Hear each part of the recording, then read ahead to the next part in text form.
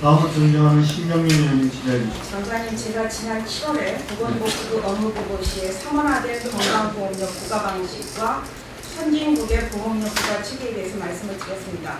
네. 오늘은 현행 직장 및 지역 가입자에 대한 보험료 부과 방식에서 발생하는 불형평성에 대해서 몇 가지 예를 들어서 말씀을 드리고자 합니다. 직장 가입자와 지역 가입자 간의 보험료 불형평성 문제입니다. 지역 가입자 저 표를 좀 봐주십시오. 가입자 A씨는 종합소득이 6,200만 원, 재산 9억 원, 자동차 한 대를 보유하고 있어서 월 41만 9천 원의 보험료를 납부하고 있습니다.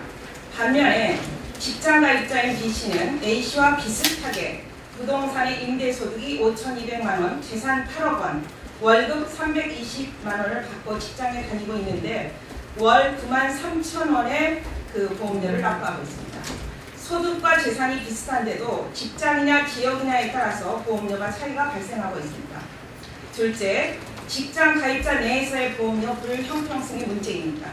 금년 8월까지는 사원화된 보험료 부과 체계였으나 금년 9월부터 직장 가입자 중 보수 외 종합소득이 연간 7,200만 원 초과자는 추가로 보험료를 부과하는 것으로 개편이 되었습니다.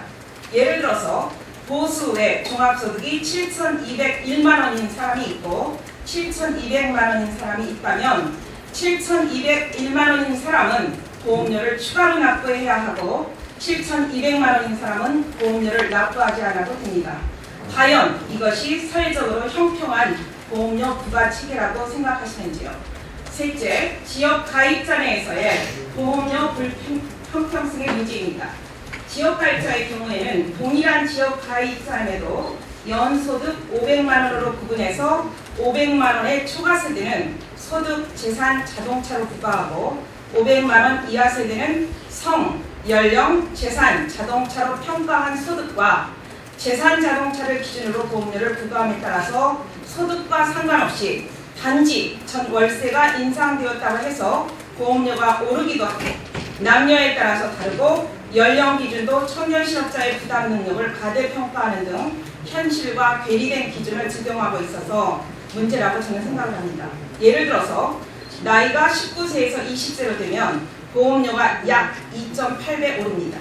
소득이 전년도에 500만 원에서 502만 원으로 2만 원 증가하였으나 보험료는 2만 7천 원에서 6만 3천 원으로 2배 이상 증가하는 경우도 발생합니다. 또한 소득이 없어도 서울의 과표 3원짜리 아파트 한 채와 3년 된 2000cc 자동차 한 대를 가지고 있으면 보험료를 매월 18만 원 납부하고 있습니다. 또한 지역 가입자의 경우 부과 기준을 악용하는 사례도 발생하고 있습니다.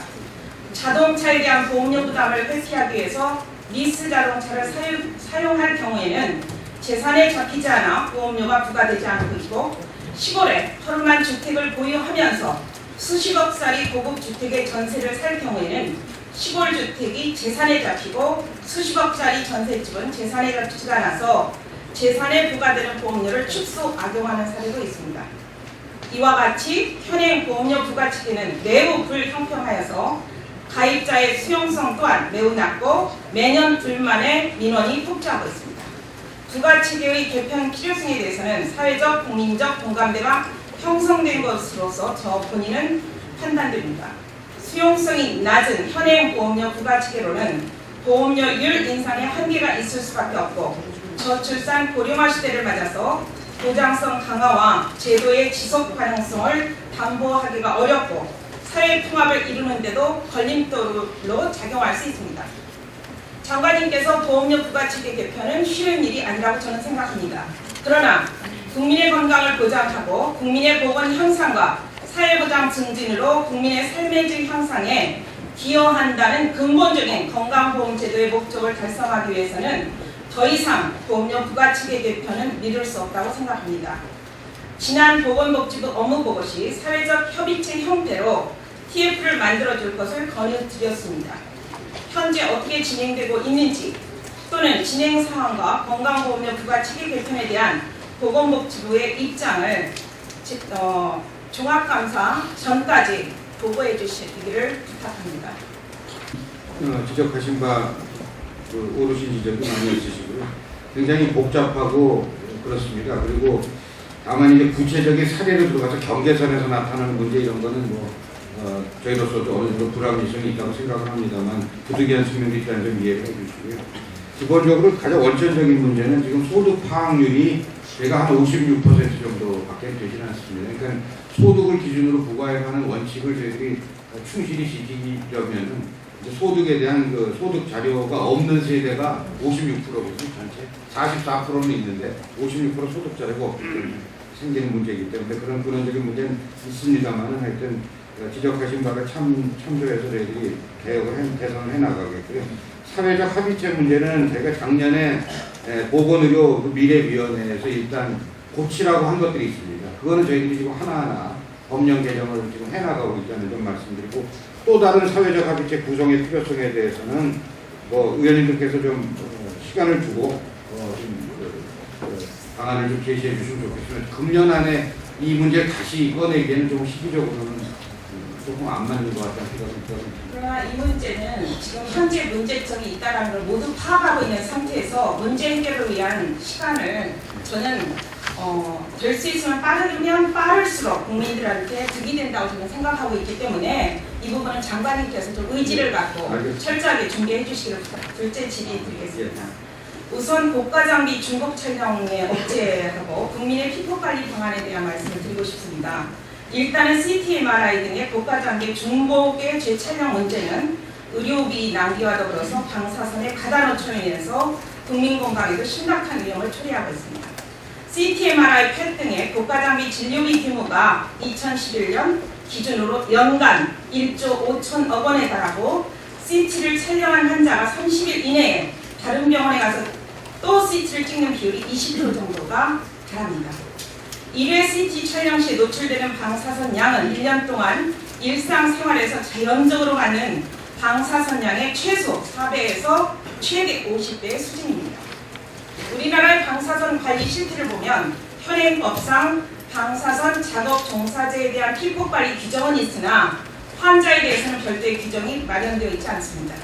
국민들은 자신들이 건강검진을 받을 때나 환자가 되었을 때 얼마나 많은 양의 방사선에 노출되는지조차 모르고 있습니다.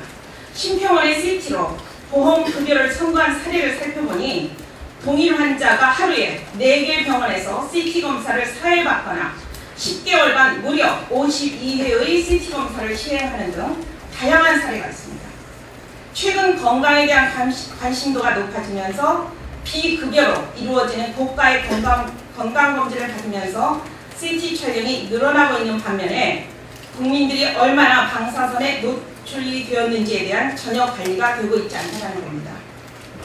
물론 치료를 하는 데 있어서는 CT 촬영이 반드시 필요하다고는 생각을 하나 문제는 병원 간에 서로 정보를 조회하거나 점검할 수 있는 기능이 없기 때문에 이전에 방문한 병원에서 어떤 촬영을 왜 했는지 결과는 어떤지 알 수가 없고 결국 불필요하게 찍고 또 찍는 사례들이 발생을 하고 있고 국민들은 많은 양의 방사선에 노출될 수밖에 없습니다. 이러한 문제를 해결하기 위해 본 의원은 3가지의 제안을 장관님께 드리고 싶습니다. 첫째, 의료기관에서 건강검진, 질병 진단과 치료에 방사선을 이용할 때 해당 환자에 대한 정보를 기록 관리하고 정부에 보고하도록 의무화하는 것이 필요하다고 생각합니다. 둘째, 방사선 종사자 외에도 방사선을 사용하는 수술실이나 방사선 발생 시설 등에서 근무하는 의료기관 종사자에 대하여 피부관리를 확대해 주시고, 셋째, 개인정보보호법에 저촉되지 않는 범위 내에서 기관 간에 서로 영상 정보를 공유하도록 하는 시스템을 만들 필요가 있다고 봅니다. 이를 통해서 방사선 노출로부터 국민과 의료기관의 종사자를 보호하고 불필요한 촬영을 줄여서 의료비를 절감할 수 있을 것으로 기대하는데 이에 대해서 장관님의 견해를 말씀해 주시기 부탁드립니다. 예, 우리 존경하는 신경림 의원께서 오랫동안 의료 현장에 계셨기 때문에 굉장히 정확한 지적을 해주셨고요. 저희들이 지금 현재로서는 저희들 종사자들 피폭 관리만 하고 있는데 그 범위를 좀 넓히라는 말씀에 대해서는 저희들이 적극적으로 검토를 하겠습니다.